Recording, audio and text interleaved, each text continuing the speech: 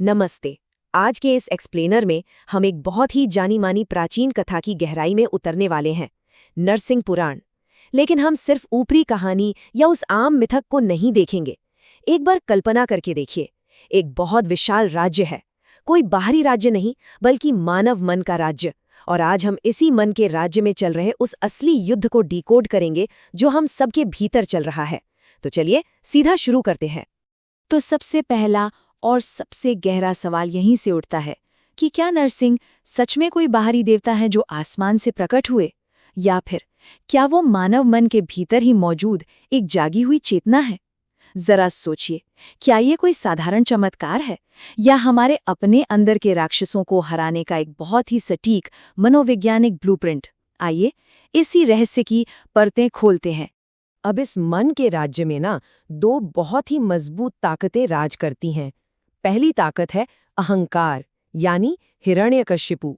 ये वो आवाज है जो कहती है, मैं ही सबसे बड़ा हूं, मेरे अलावा दुनिया में कुछ भी नहीं है, बिल्कुल बेलगाम। और दूसरी तरफ है एक छोटा सा बालक, प्रहलाद। प्रहलाद प्रतीक है श्रद्धा का, हमारी आत्मा की उस अटूट आवाज का जो बिल्कुल शांत रहकर कहती है, सत्य तो भीतर है, ईश्वर हर जगह है। यहाँ पर हमें अहंकार के काम करने का तरीका समझना होगा। ये जो संपूर्ण अहंकार है, ये आखिर चाहता क्या है? इसे तीनों लोकों पर यानी सब कुछ पर टोटल कंट्रोल चाहिए। ये डिमांड करता है कि सिर्फ और सिर्फ बाहरी दुनिया में मेरी पूजा हो, भीतर के सत्य को ये पूरी तरह से कुचल देना चाहता है। असल में ये काम क्रोध और लोभ से इस कदर भरा होता है कि ये दुनिया की स्वाभाविक व्यवस्था को ही पलट देना चाहता है। लेकिन जब कोई भीतर के सत्य को मानने लगे तो अहंकार को ये बिल्कुल बर्दाश्त नहीं होता। इसीलिए वो हमारी आंतरिक श्रद्धा को भयानक परीक्षाओं में डालता है। कैसे? अग्नि यानी डर के जरिए, हाथियों के क्रोध के जरिए, जहरीले सांपों जैसे भ्रम पैदा करके, और अंधेरे या अकेलेपन में धकेल कर। लेकिन यहाँ सबसे कमाल की बात क्या है? हर एक बार श्रद्धा बच जाती है, क्योंकि जो भीतर के सत्य से पूरी तरह जुड़ गया हो उसे कोई भी भारी ताकत कभी तोड़ नहीं सकती। और ठीक इसी पॉइंट पर आकर अहंकार की सबसे बड़ी कमजोरी सामने आ जाती है। हिरण्यकशिपु बौखलाकर पूछता है, अगर भगवान है तो उसने मुझे दर्शन क्यों नहीं दिए, वो यहाँ क्यों नहीं है? देखिए, अहंकार हमेशा भौतिक सबूत मांगता है, उसे आंखों के सामने प्रमाण चाहिए। समस्या ये है कि अहंकार के पास वो आध्यात्मिक दृष्टि, वो फिल्टर होता ही नहीं है जिससे वो सत्य को देख या महसूस कर सके। फिर आता है कहानी का वो सबसे निर्णायक क्षण, वो टर्निंग पॉइंट।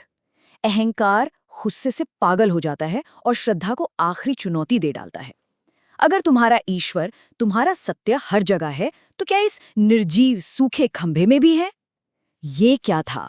ये अहंकार का सत्य को एक भौतिक, एक फिजिकल लिमिट में बांधने का सीधा सीधा प्रयास था। लेकिन श्रद्धा का जवाब सुनिए, बिल्कुल शांत, बिना किसी घबराहट के।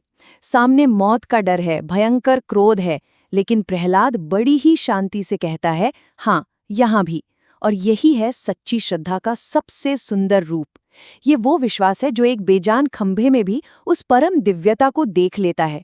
कोई चीख पुकार नहीं, बस एक अडिग विश्वास। और अगले ही पल एक महाविस्फोट होता है। वो खंभा बीच से फट जाता है और प्रकट होते हैं नरसिंह। आधा मनुष्य, आधा सिंह। अब इसे सिर्फ एक चमत्कार मत मानिए, असल में ये वो पल है जब हमारे शरीर और मन की कठोर परतें टूट जाती हैं और हमारे भीतर सोई हुई जो असली चेतना है, जो अवेकेंड कॉन्शियसनेस है, वो बाहर आ जाती है।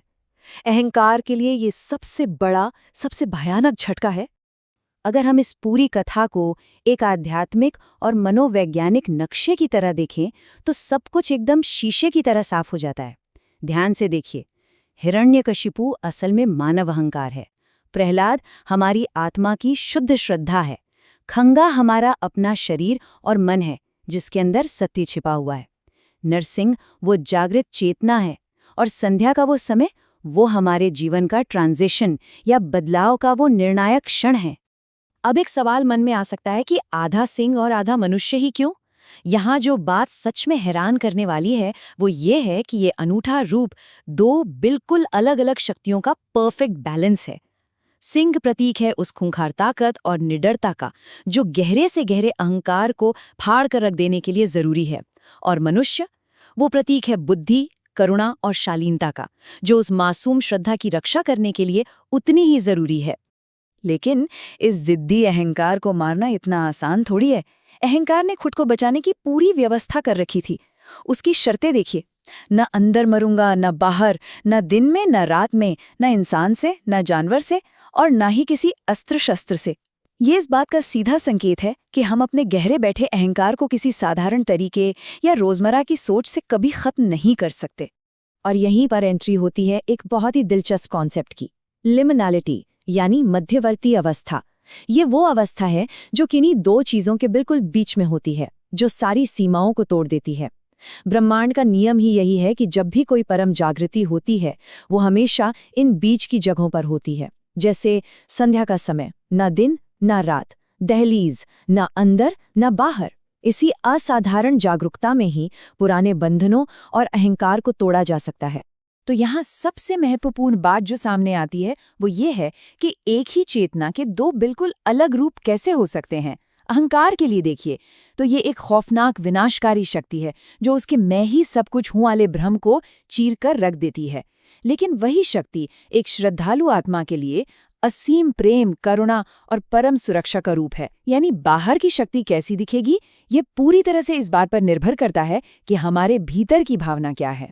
इस पूरे एक्सप्लेनर का सबसे गहरा सार यही है, हम सबके मन में, जी हाँ, हम सबके भीतर एक हिरण्यकशिपु छिपा है और एक प्रहलाद भी। जब भी मन में बहुत ज्यादा डर हो, बेतहाशा क्रोध हो या लगे कि अहंकार हावी हो रहा है, तो याद रखना चाहिए कि हमारे अंदर वो प्रहलाद और वो नरसिंह दोनों मौजूद हैं। बस जरूरत है तो पूरी तरह से सत्य पर टिके रहने की, थोड़ा धैर्य रखने की, और जब आत्मा सत्य पर अडिग रहती है तो भीतर से वो जागृत चेतना उठती है और उस अजेय दिखने वाले अहंकार को भी मिट्टी में मिला देती है। तो इस कहानी को यहीं विराम देते हुए एक बहुत ही शक्तिशाली सवाल सोचने के लिए छोड़कर जाते हैं। हमारे अपने मन के अंदर ऐसे कौन से अहंकार के खंभे खड़े हैं जिन्हें आज तोड़ना जरूरी है, ताकि हमारे भीतर का वो परम सत्य पूरी तरह से जाग सके। इस पर जरा गहराई से विचार कीजिएगा। ये सोच सच में जीवन बदल सकती है। आज के इस एक्सप्लेनर में बस इतना ही। सत्य की इस खोज में हमेशा आगे बढ़ते रहें।